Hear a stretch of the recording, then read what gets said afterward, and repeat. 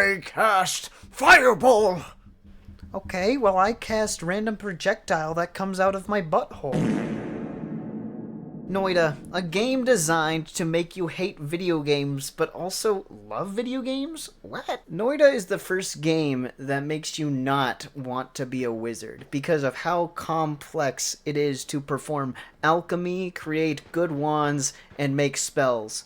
But nonetheless, it's probably also, on the other hand, the most rewarding game for being a wizard. I have put over 100 hours into Noita, and despite this, I have barely touched, like, maybe 20% of what the game has to offer. Noita is full of secrets left and right. It's full of all these different things you can do and explore, and yet, despite that, even the base game is very hard and complex to master, but all the more fun to try to master. Due to this, it allows players to have this level of freedom that isn't offered in games that have a similar level of progression like Spelunky 2, which is another really good game, just different in the factor of openness and what you're actually able to do. For example, if I decide that I want to make the ultimate drill freaking awesome wand in the entire game, I can do that, and I can go from the very near top levels all the way to the bottom just by digging around everything else, because I don't want to do that. That's too hard. There's too many enemies in the game. And the truth is that is completely an option that you are able to take within Noita. Now, the one thing about Noita that makes it very difficult is how easy it is for you to die, and everything in the game wants and will try to kill you and assassinate you, like a certain president. Nice joke, Big Seat, but for the crimes of making it too edgy for YouTube, you will be turned into Sad Pomni meme for 1 second. No, don't. That has nothing to do with the video. Whether it be a bomb that you yourself placed, a random enemy that has a vendetta, or some, I don't know, landmine that just happened to be there that you didn't see while walking around, this game is designed to be dangerous to the player, and not an easy game to play by any means. When you're playing the game, each spell has their own kind of qualities to them. There's certain spells that are just clearly projectiles, there's spells that are laser beams, there's spells that are bombs, there's spells that are black holes, and then there's spells that are you playing a little music note on your flute. Now, with this variety, some of these spells will actually hurt you back as a player, which, I mean, makes sense. If you're throwing a razor blade and you step on the razor blade, it only makes sense that you get hurt. These dangerous spells make it so very easy to kill yourself if you play like a moronic Dumbo, which I do.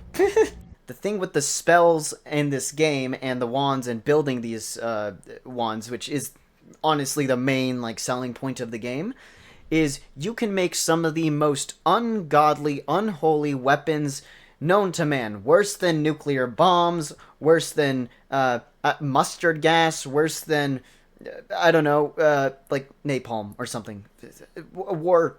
It's crazy. It's crazy. You can make some crazy things. Now, another major draw-in to all of Noita is just how many secrets are in this game. And just like in my last Animal Well video, if you've seen that, I don't know if you have.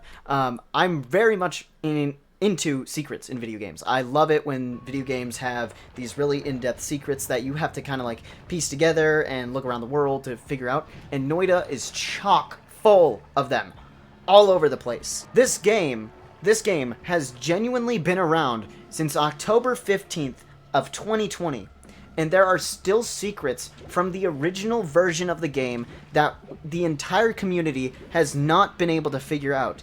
And it's because, I don't know, it has to relate to some pedestal in the middle of the desert that has this weird sigil on it that connects to this other sigil in the middle of the sky, and then I don't know, it's this weird alchemic symbol that matches fireballs.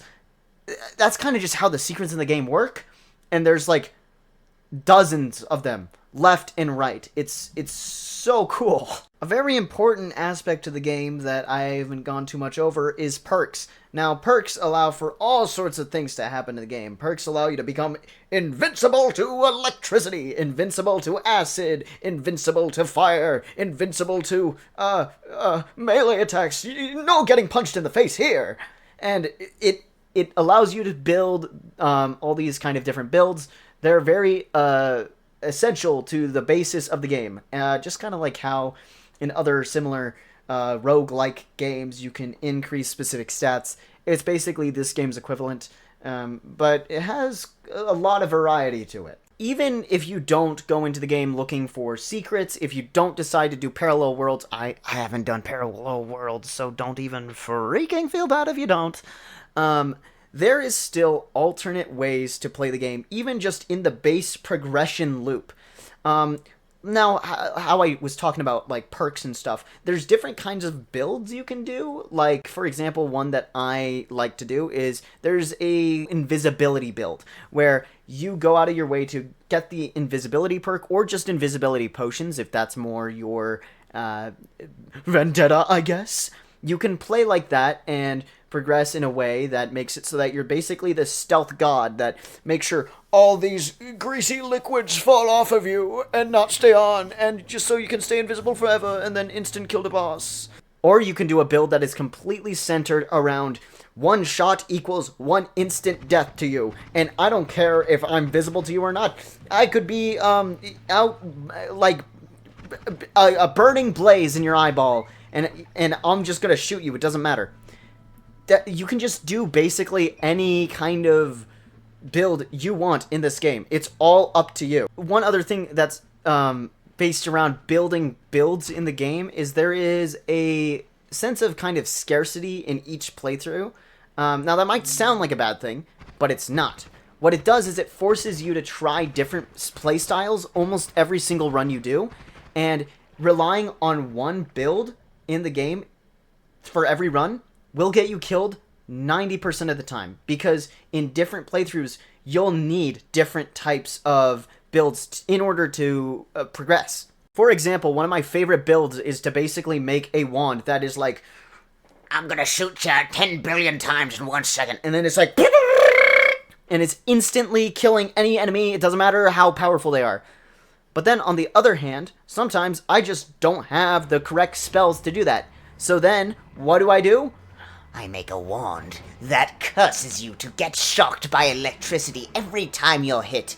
But I only hit you once, so what I do is with that hit, I cover you in water, and then you're hit by the lightning bolts, and then you and explode, and 1 million damage. Basically, all that said is, if you enjoy games that are very based around creativity, is like a very centric thing, while also if you want to fall back on a very tried and true progression style of layer by layer, try the game. It will shock you in many pleasant ways. There is so much for this game, and it offers so much, and I highly recommend it. Please play it. It's freaking awesome to be a wizard. Anyways, it's $20 on Steam. Go get the game. Go play it, and have fun, you little wizard. Go. Hi, cast! Go play Noita! Bye.